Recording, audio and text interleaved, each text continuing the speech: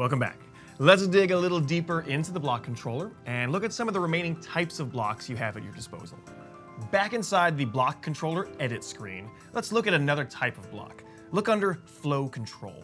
These blocks will only perform their action based on certain parameters. It's like a flow chart, where a decision point is made and a new path diverges based on your answer. Let's grab this one that says if do. This block has a lot going on. You'll notice that it has a slot here at the top, which means it's a command.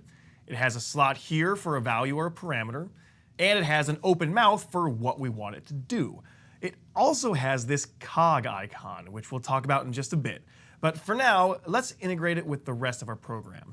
In the previous video, we made a button that changes its label or legend to on when it's pressed.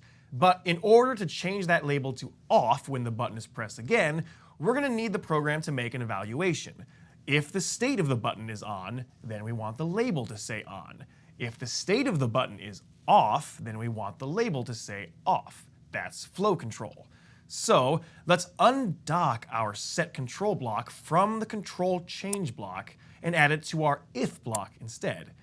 Now we can drag that if block into the control change block. Essentially, when the button is pressed, it's only going to change the label if a certain requirement is met. You can guess which part we need to complete next. If what?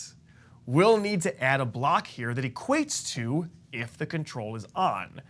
So next, let's look under the operators branch. Operators are things that, perform an operation. In this case, usually mathematical operations, such as basic arithmetic, or logical operations, such as comparing the equality of two different things. That's what this logic block does that says blank equals blank. This will work perfectly for us. So let's snap this to our if block. Now we see a new type of block connection. Rather than slots on the edge, this block has holes. We've actually seen the type of block that fits into this hole before, with a triangular tab on the side, right?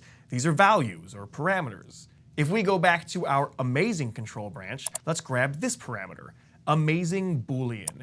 If you're not familiar with the word boolean, it basically means a binary state, something that has only two options, like our button. For our second hole, let's look back in the values branch, and we'll grab that true-false block. We can snap this into our logic block's second hole.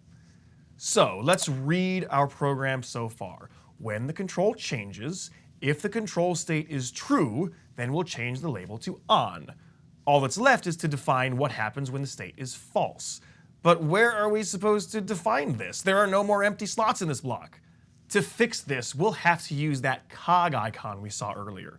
Certain blocks like this one have customizable configurations. This little window that pops up is sort of a miniature version of the block controller interface. On the right is our block, and on the left is the library of possible things we can add to that block, just like the main interface. Let's drag a new option into our block, the else option. When we add the else in this configuration window, we can see that the block itself has changed in the main window. We now have a new area to add a second command. Let's close the configuration window by clicking the cog icon again. We need another set legend block for this new section, but we can simply copy and paste our first one. Most Windows shortcut keys work in the block controller editor. I will Control-C to copy and Control-V to paste and add this as our else command. All that's left is for me to change the legend string from on to off. So let's read our script one final time. When the control changes, if the control state is true, we'll change the label to on. Otherwise, we'll change the label to off. Looks good. There are a few final things I want to show you before we're done. First, we have to press this yellow Save Changes bar at the top in order for this code to become active. This allows you to work on your program on a live system without disrupting anything. Until you press Save Changes, the old code is still running. Once I press this, we can return to the designer schematic to look at our button and make sure it works. When I turn the button off, the label says off. When I turn it on, the label says on. Excellent. Okay, you're right. It took us 10 minutes to get a button to change labels. It's not that impressive. Yet. We just did this as a tutorial on how the blocks connect to each other, but in reality, you're going to do far more complicated things with the block controller. For instance, one important thing you should know is that you can stack commands on top of each other. These blocks may look rigid, but they'll adapt their size to whatever you need. Let's say I wanted to change the color of this button as well. I could add a set color command into this block, and the block will adjust to accommodate it.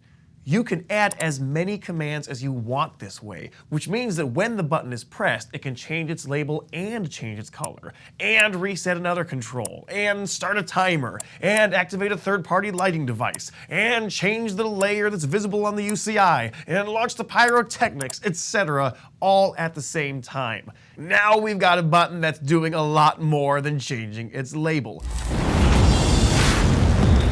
That's the point. That's where we're headed.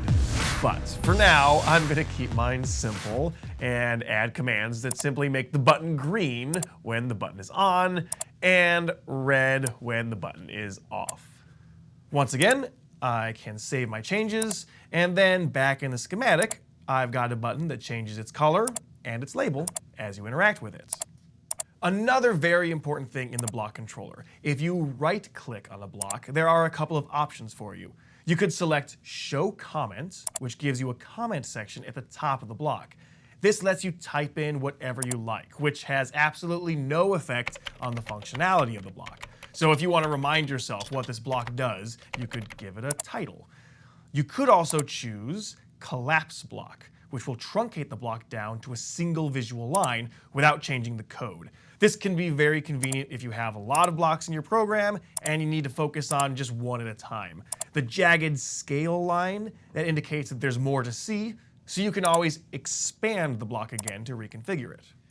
All right, one final thing. I saved the best for last. We mentioned earlier that the block controller is a great bridge between people who don't write code, like me, and the ability to accomplish things that require scripting. Well, these visual blocks are literally writing the code for you, and you can read that code by navigating to the Lua tab. This is the Lua script of what we've done so far. This stuff at the top is just housekeeping, while the block we built is represented down here. You can even kind of read it now that you understand how the language is structured. If you knew how to write script before this, you could have written all this out rather than use the block controller at all. But if you typed something wrong, if you missed a capital letter, or if you weren't exactly sure how to format it, then the script wouldn't work. The block controller takes all that worry away by letting you build your program with easy-to-manage puzzle pieces, and the code is written in the background, free of any syntax errors. If you're interested in learning scripting, reading this Lua tab might help you on your way. In fact, if you want to further edit this script yourself now, you could select this icon at the top and choose Convert to Script. However, a warning will pop up now, and with good reason. You can convert blocks to script, which allows you to continue editing in Lua, but you cannot convert those edits back into blocks. Once you select OK, the interface changes to an editable text scripting screen. You do have the option to revert to blocks, but doing so will revert it back to its original blocks, so you would lose any changes that you made in Lua. So, that's the block controller component.